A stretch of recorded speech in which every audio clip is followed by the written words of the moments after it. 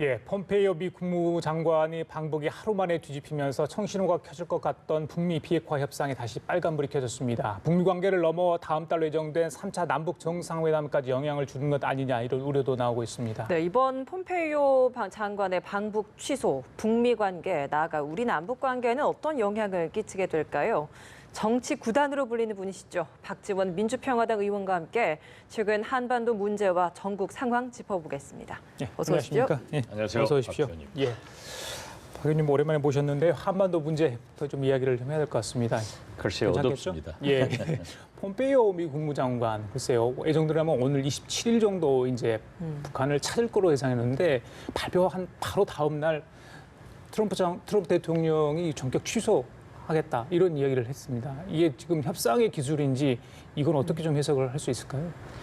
사실상 지난 12일 판문점에서 미 고위급 회담, 북미 간에 만나서 폼페이오 장관이 방북하고 김정은 위원장을 면담하기로 합의가 됐었습니다. 예. 거기에 이제 해리스 주한 미 대사가 참석했다고 알려졌죠. 물론 참석하셨죠. 그리고 북한에서는 당연히 이 비핵화를 위해서 단계적 동시적을 사실상 미국이 수용했기 때문에 미국이 원하는 핵 리스트, 최소한 미국 본토를 공격 가능한 ICBM에 대해서 어떠한 안을 내놓았어야 됩니다.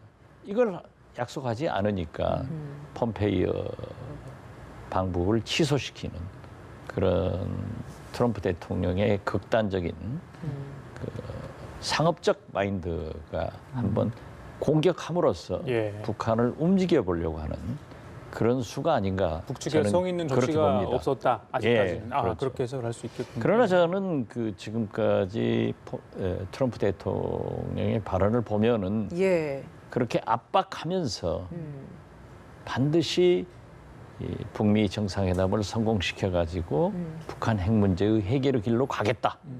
이런 의지는 확실하다고 봅니다. 확실하다.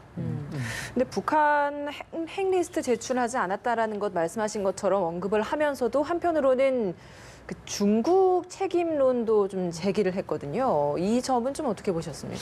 그건 좀 생뚱맞은 것 같아요. 아, 생뚱맞다. 예. 사실 우리가 한미 동맹으로 모든 것을 미국과 호흡을 같이 하듯 북한도 중국과 자기들 표현대로 혈맹 관계거든요. 예. 그렇기 때문에 중국과 함께 상의하고 보도를 취하는 것은 당연한 것 아닌가. 그렇지만 미국으로서는 중국이 끼어드는 건 싫거든요. 특히 구구절에 예. 시진핑 주석이 방북해서 영향을 끼치는 것은 굉장히 폼페이오 장관이 물론 사전에 방북해서 조율이 잘 되면 문제가 없는데 예. 그게 잘 안 되니까 트럼프 대통령으로서는 굉장히 신경질적 반응을 내세웠지만은 그런다고 시진핑 주석이 구구절에 예. 방북을 취소하지는 않을 것 같습니다.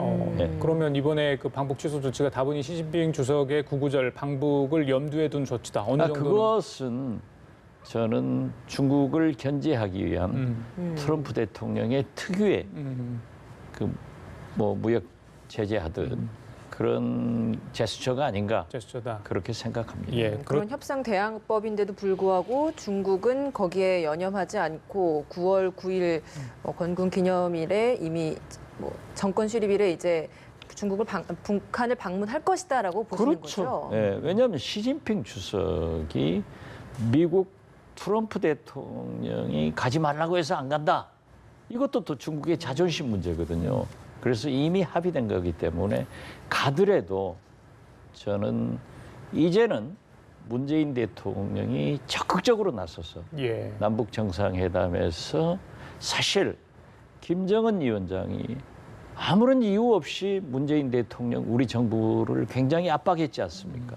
또 이번에는 북미 간에 잘 안 풀리니까 트럼프 대통령이 사실상 우리 정부에 대고 메시지를 전달한 겁니다. 이제 문재인 대통령 당신이 한번 풀어봐라. 그렇기 때문에 북미 간의 관계가 좋을 때는 우리 문재인 대통령께서 트럼프 대통령 반보 뒤에 따라가는 게 좋지만은 이렇게 교착 상태로 가면 이제 한 발 앞에 서서 적극적으로 나서기 때문에 남북 정상회담을 해서 미국의 입장을 김정은 위원장한테 충분히 전달하고 예. 또 김정은 위원장의 생각을 트럼프 대통령에게 전달해서 풀어가는 진짜 이제는 운전자론의 중심에 문재인 대통령이 설 수밖에 없고 그렇게 해서 나가야 된다. 저는 그렇게 보고 있습니다. 예. 문 대통령의 적극적인 중주의 행보, 노력이 필요하고 이번 기회로 그럴 수 있는 더 확률이 높아졌다. 이렇게 그렇습니다. 볼 수 있겠네요. 그렇다면 지난 5월인가요? 이 북미 정상회담 앞두고 한번 트럼프 대통령이 비슷한 상황을 연출한 적이 있었잖아요. 그때 그렇죠. 한번 취소한다고 예. 그래가지고 예. 이렇게 논란이 됐었는데 지금 김정은 국무위원장이랄지 북한 쪽 매체는 어제 이제 그 트럼프 폼페이오 장관의 방북 취소와 관련해서 어떤 입장을 내놓지 않고 있거든요. 북한은 이번 방북 취소에 대해서 어떤 느낌일까요? 실무 협상에서는 어느 정도 조율이 됐을 거라고 생각을 하는데 갑자기 전격적으로 취소를 했기 때문에 글쎄요, 기분 나빠질 수도 있잖아요. 어떻게 보십니까? 사실상 달리는 호랑이 등에 예. 트럼프 대통령도 김정은 위원장도 타고 있는 겁니다. 그렇기 때문에 상호 협력을 하지 않으면 예. 떨어지는 김정은도 죽고 트럼프 대통령도 죽는 그런 꼴이 오는 거예요. 그렇기 때문에 트럼프 대통령이 좀 궁지에 몰렸을 때 김정은 위원장이 유해 55구를 반환해가지고 트럼프 대통령을 좀 확 용기를 주었지 않습니까? 그렇습니다. 또 예. 미국도 사실 트럼프 대통령이 30% 지지를 유지하다가 싱가포르 북미 정상회담 하니까 45%. 예. 지금 현재는 계속 북미 회담 한다고 하니까 40% 유지를 하고 맞습니다. 있어요. 예. 그런데 저게 이제 잘 핵리스트 안 내놓고 이제 뭐 중국하고 저렇게 된다 하니까 한번 던졌기 때문에 예. 김정은 위원장으로서 정면 충돌은 피할 겁니다. 피해가지고 다시 한번 트럼프 대통령이 체면을 살려서 어떻게 했든지 북미 정상회담을 하겠다. 그래서 풀어나가겠다는 것이 있기 때문에 하지 또 지금까지 이 김정은 위원장이 직접 또는 당국에서 미국을 비난한 것은 없어요. 뭐 우리 민족끼리나 이런 위성단체 여러 개에서 하기 때문에 저는 북한도 그렇게 신경질적 반응을 자제할 것이다. 예. 이렇게 봅니다. SNS에도 이런 글을 올리시지 않았습니까? 김정은 국무위원장이 트럼프 미 대통령 요구 조건을 들어줘야 한다라고 좀 이야기를 쓰셨어요. 이것도 어떤 의미셨습니까? 비핵화를 이미 김정은 위원장이 하겠다고 약속했습니다. 예. 그리고 단계적, 동시적 해결을 제안했고 미국은 비핵화를 하는데 즉시 불가역적으로 해라 하던 것이 사실상 트럼프 대통령도 단계적, 동시적 수용한 거거든요.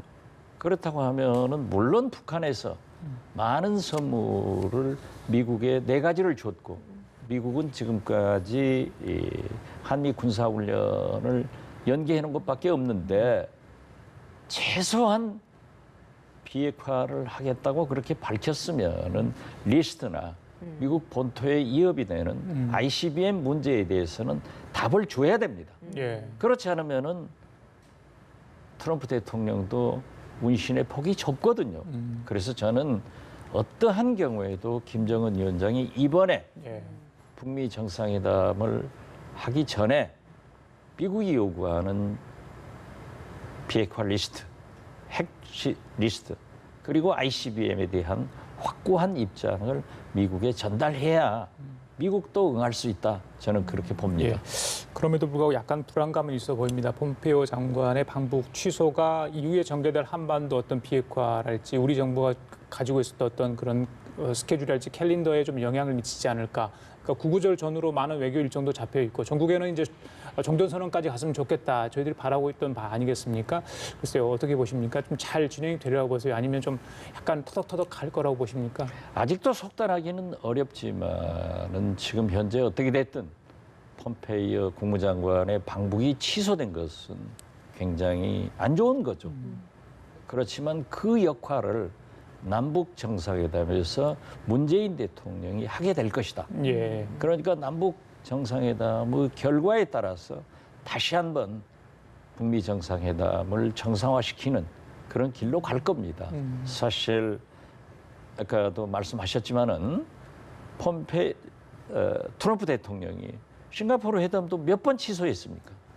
이분은 사업가로서 손익 개념이 분명하기 때문에 부동산 살려고 했다가 계약 직전에 안 맞으면 파기해버리는 거예요.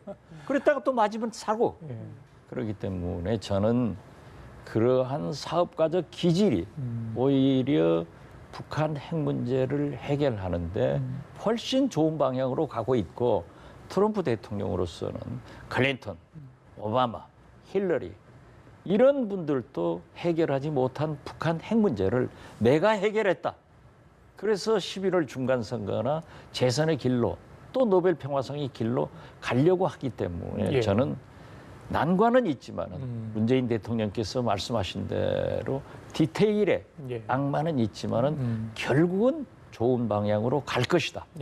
그래서 트럼프 대통령도 김정은 위원장도 호랑이 등에서 안 떨어져야 살죠. 그래서 저는 어려움이 있더라도 좋은 방향으로 갈 것이다. 그렇게 봅니다. 그렇기 때문에 9월로 예정된 남북 정상회담은 차질 없이 진행될 것이다라고 보는 입장이시죠. 당연히 해야죠. 그리고 이걸 주도적으로 문재인 대통령이 이제는 끌고 가야 됩니다. 이제는 좀 운전자 역할로서 오히려 한 발 더 앞서 나가서 이 문제를 해결해 나가야 된다. 그렇죠. 그리고 김정은 위원장도 그걸 간절히 바라고 있을 겁니다. 근데 앞서서 말씀해 주신 것처럼 폼페이오 장관 방북 무산 등의 사실 상황이 나빠진 건 맞잖아요. 이렇다 보니까 이 미국과 우리나라의 대북과 관련된 공조는 좀 필요한 상황이고 그런데 남북 정상회담에서 남북 관계 개선과 관련된 문제는 또 논의돼야 되는 상황인데 이 두 개를 같이 놓고 좀 대통령도 정상회담 관련된 좀 고심이 좀 클 것 같거든요. 가장 큰 고심이 개성, 남북 연락사무소 개설일 겁니다. 8월 말까지 하겠다. 이것은 제재 관계도 없이 우리 연락사무소에서 쓰는 전기와 연료를 가져가는 거다라고 하지만은 미국에서는 그렇게 보지 않습니다.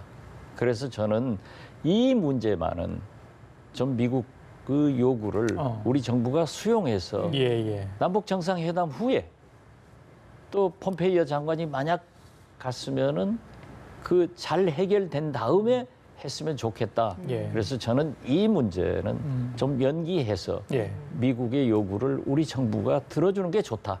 그래서 조금 연기될 겁니다.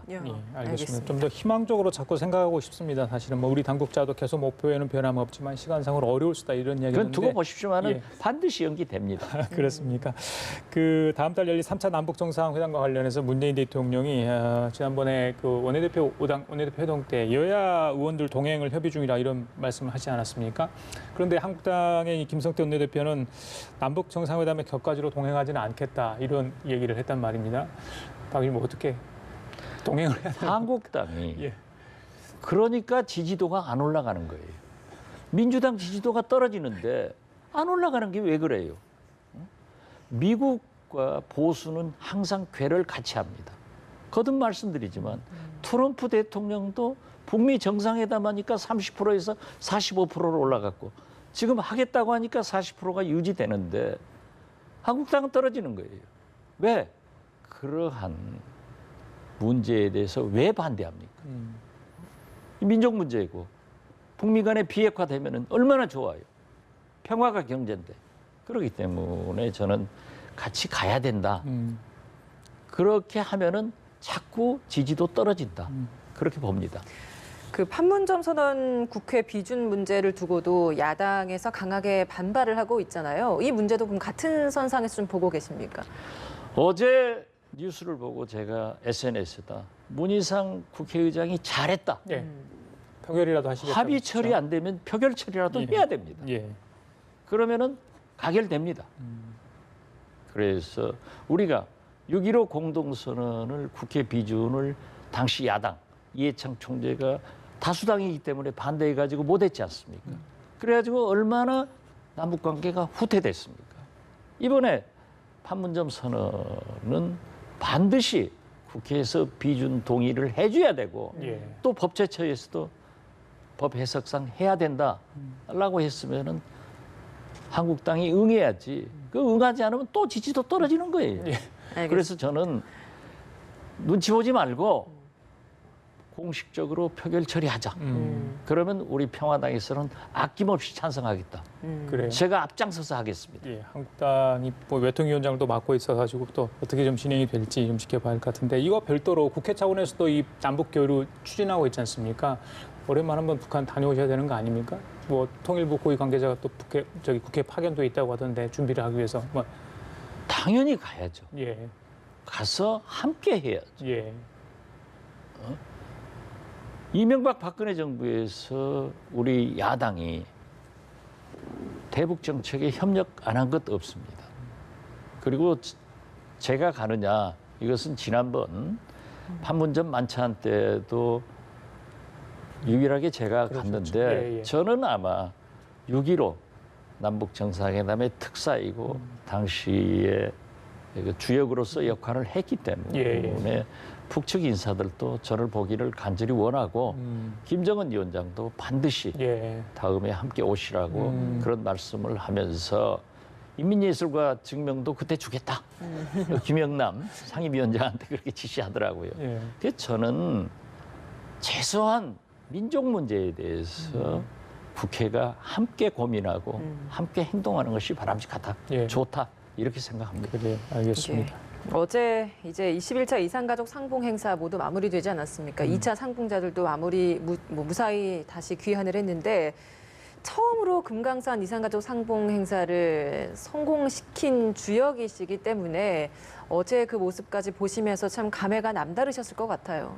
네, 제가 2000년 6.15 남북 정상회담 2달 후 연합뉴스 사장 등 함께 방북을 해가지고 당시 이산가족 상봉을 김대중, 김정일 위원장 간에 합의가 됐지만은 진척이 안 돼서 그 장소 문제로 김정일 위원장, 김영순 비서하고 얘기하다가 제가 금강산에서 하자 이렇게 합의돼서 그때부터 시작됐는데요.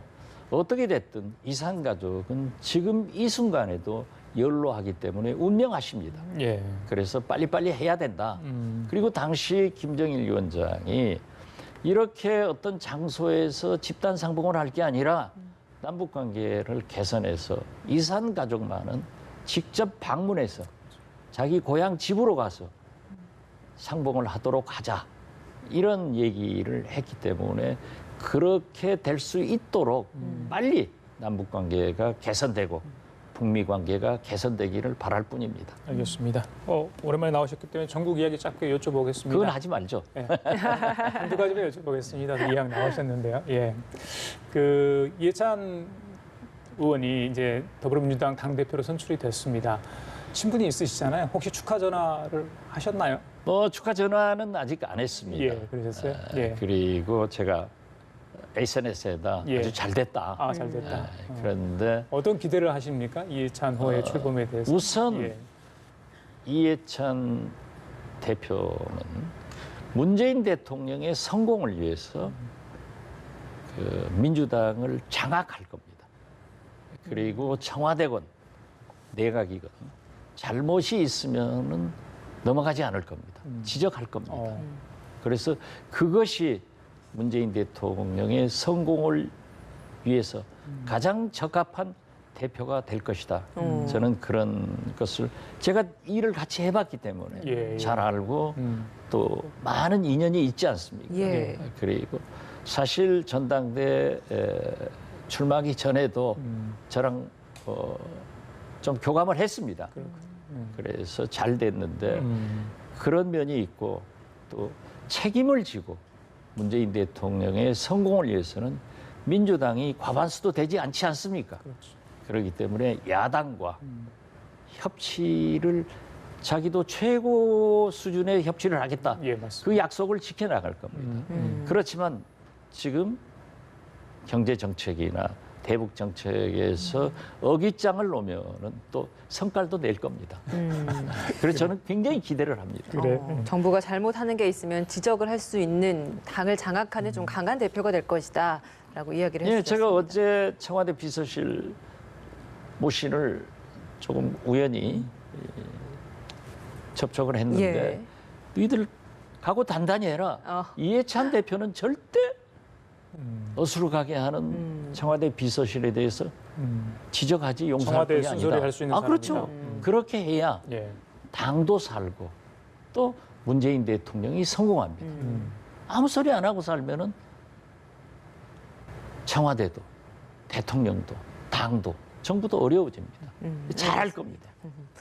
지켜보도록 하겠습니다. 또 국회가 이제 여야정 상설협의체 첫 회의 11월에 갖기로 했는데 민주평화당 여기에 좀 잘 협조를 하실 의향이신지 좀 어떤 생각을 갖고 계신지 궁금합니다. 반드시 협조해야죠. 그렇지만은 제가 오랜 경험을 보면은 제가 여야 영수회담도 제일 많이 해봤고 남북 정상회담까지도 제가 해본 사람 아닙니까? 지금까지 여야 정 협의체를 만든다 해가지고 성공한 적이 한 번도 없습니다. 그리고 뭐 박근혜 대통령도 저랑 만나서 그 했는데 안 해요. 또 한다 하면은 야당에서 안 갑니다. 그럼 헛소리는 하는 거거든요. 그래서 저는 반드시 성공해야 되고 성공 여부를 떠나서 대통령이나 이해찬 대표는 야당을 설득하는 자세를 먼저 보일 필요가 있다. 예. 이것이 국민들한테 안정감을 주거든요. 그리고 우리는 어차피 정체성이 같다고 하면은 최소한 개혁 입법 성공을 위해서 개혁 벨트, 개혁 입법 연대를 구성해서 나가자 하는 것을 저는 처음부터 주장을 했기 때문에 예. 잘 되기를 바라지만은 예. 안 되면 우리라도 협력하겠다 이런 예. 자세를 갖습니다. 이해찬 대표에게 이것만은 조금 조심해라. 뭐 혹시 이렇게 충고해 줄 내용이 있으신가요? 그건 국민이 다 알잖아요. 그래 알겠습니다. 무슨 말씀이신지 그 평화당 얘기를 했기 때문에 이제 뭐 민주당과 어느 정도 협조를 하실지 뭐 너무 편들지는 않을 거라고 저희들이 이제 기대를 하는데 어느 정도 야당 역할을 또 하셔야 되잖아요, 그렇죠? 대북 문제나 적폐청산 개혁에 대해서는 아낌없는 협력을 하지만은 민생 경제나 이 여러 가지 문제에 대해서는 아프게 지적하고 또 엇갈린 것에 대해서는 예.